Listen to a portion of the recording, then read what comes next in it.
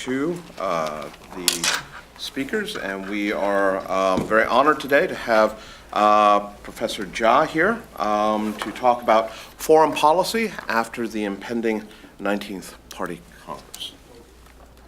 Should I sit here? It's up to you, whichever is more comfortable. Okay, I think I'll be here.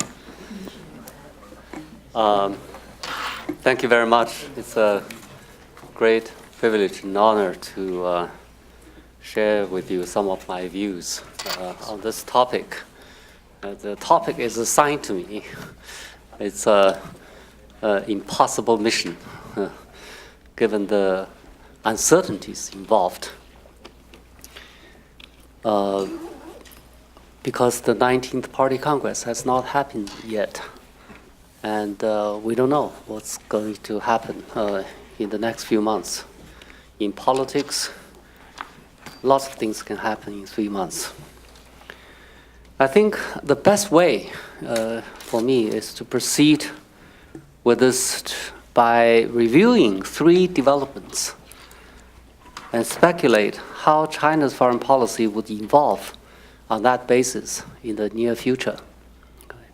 The first development is the changing nature of China's relations with the international order. The second is the problem of dual identities and interests China has acquired as China rises.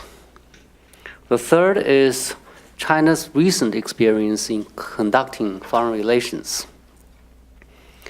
Now, the first development is a process of change in the nature of China's relationship with the existing international order. Since the founding of the PRC in 1949, China's relationship with the international order has gone through 2 fundamental changes. The first change is from confrontation to integration between 1949 and early 1970s. The second change is from integration to increasingly more proactive promotion and defense of the existing international order as the world entered into the 21st century. Before the early 1970s, for various reasons, domestic and international, China tried to challenge and vowed to destroy the existing international order, arguing that it is unfair and unjust and only benefit the few Western countries headed by the US. To Chinese at the time, or Chinese leaders at the time, it's an imperial order. After the restoration of China's seat in the UN, and Nixon's visit to China in the early 1970s, China gradually found its way back into the existing international order. Beginning from 1979, China adopted the policy of openness and reforms. China increasingly identified with the existing international order and tried to exploit the various opportunities presented by the order for China's own economic development. What followed is a stunning, successful story of development in human history that all of us are familiar with. As the world entered into the 21st century, as China's economic and national capabilities grow, China began to be increasingly proactive in defending and promoting the existing international order. The process accelerated with President Xi coming into office. There are many instances in which China has become more proactive in defending and promoting the existing international order, such as redefining the role of the Shanghai Cooperation Organization. It has become a security mechanism to fight against, among other things, terrorism, extremism, and religious fundamentalism. And also China's leadership in the six-party talks on North Korean nuclear issue to defend the so-called nuclear non-proliferation regime. And also China advocate RCEP, Regional Comprehensive Economic Development Partnership, economic partnership. And also China's effort to build AIIB, and China's effort to promote, with the US, the Paris Climate Change Agreement, and of course, the Belt and Road Initiative, among other things. The second development is the development of dual identities and interests as China rises, and its implications for China's foreign policy. China is in the middle of rise. Okay. Because of the rise of China, China is no longer the China of the past, but not yet the China of the future. It's caught somewhere in between. Okay. As a result, China has acquired two sets of identities, the old identities and new identities. For example, China is a developing country and a developed country at the same time. It's a weak country and a strong country at the same time. It's a poor country and rich country at the same time. It's an ordinary country and a superpower at the same time. Well, to be. Identity defines interest. Okay. As a result, China has interests of both a developing country and a developed country at the same time. Okay. The interests of a poor country and a rich country, the interests of a weak country and a strong country, and the interests of an ordinary country and a superpower at the same time. Okay.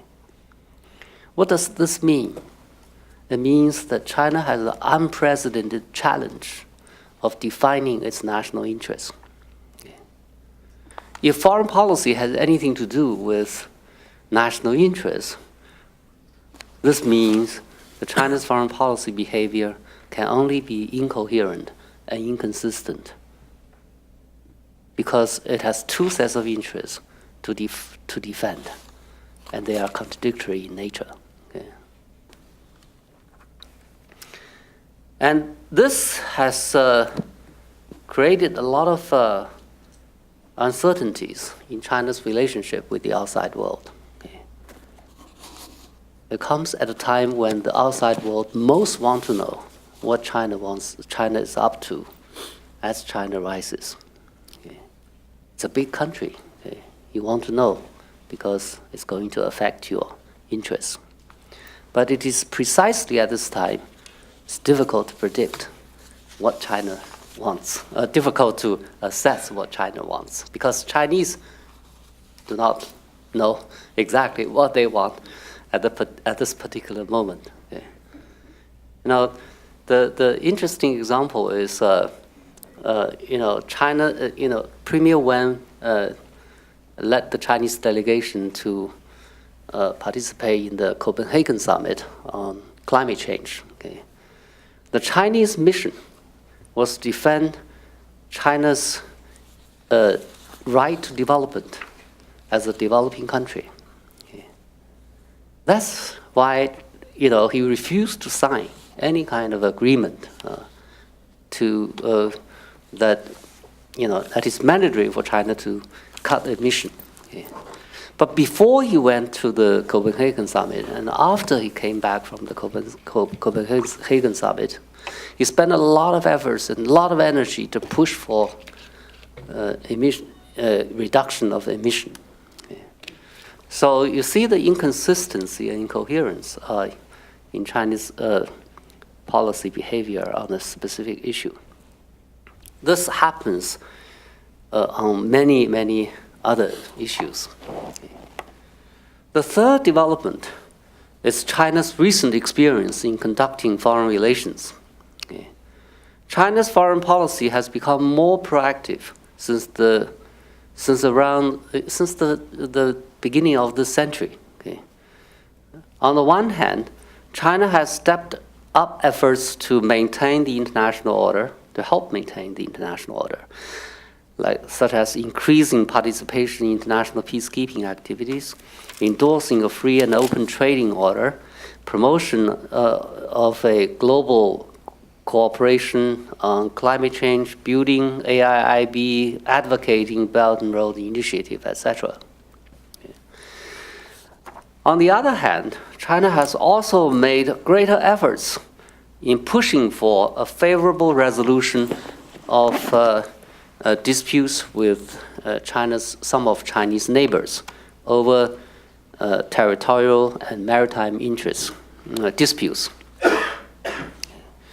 Chinese leaders and foreign policy analysts have been assessing this experience of foreign policy proactivism, and more recently, one finds the following things happening. One is the cooling down of the situation in the South China Sea and East China Sea. The second is the heating up of the Belt and Road Initiative, like the recent Belt and Road Summit in Beijing. And the third is increasing efforts to maintain and reform the existing international order. One can see Xi's speeches on the Hangzhou G20 summit and also at Davos, and also IMF, World Bank, China's advocacy of IMF and World Bank reforms, and China's efforts to build AIIB. Okay. And finally, greater efforts to promote relations with the US. Okay. Xi Jinping's recent comment is like this. There are 1,000 reasons not to to develop a good China-US relations. Okay. We have 1,000 reasons to build a good relationship between our two countries. What do these mean for China's foreign policy in the days to come? One may say it reflects, all these reflect short-term considerations, such as the need for a stable international environment before the 19th Party Congress. Okay. I think there is some to it, but there is more than that. Okay. I think judging from what has happened in history and also in recent past, what are likely to happen after the 19th Party Congress is that the goal of Chinese foreign policy, first, the goal of Chinese foreign policy will remain to develop a favorable international environment for China's development and reforms. Second, it means that China's approach to do this is likely to be more proactive rather than passive. The third is that China is likely to help maintain the existing international order while promoting its reforms. The fourth is that China's foreign policy behavior is unlikely to become suddenly coherent and consistent. Okay. And fifthly, China is likely to make greater efforts on issues that are more cost-effective, both in terms of economical feasibility and also international acceptance. So basically, probably China would devote more attention and energy to free trade, promotion of free trade, cooperative security, and efforts to reverse climate change, so on and so forth. And then China is likely to make greater efforts to develop a positive and constructive relationship with the US. And finally, we have been faced with the question, a lot of people have been asking the question, will China take over the US leadership in the world? I think not likely in the near future. Okay? The reason is China is not ready, okay? Both in terms of resources, in terms of experience, in terms of development of a consistent set of values, and also in terms of the skills and wisdom to manage global governance issues. But China probably will increasingly be proactive in exercising leadership roles on selective issues in which China feel more comfortable and have more experience, and probably can foresee results, positive results in a more certain way. Okay. All right, let me stop here. Thank you very much.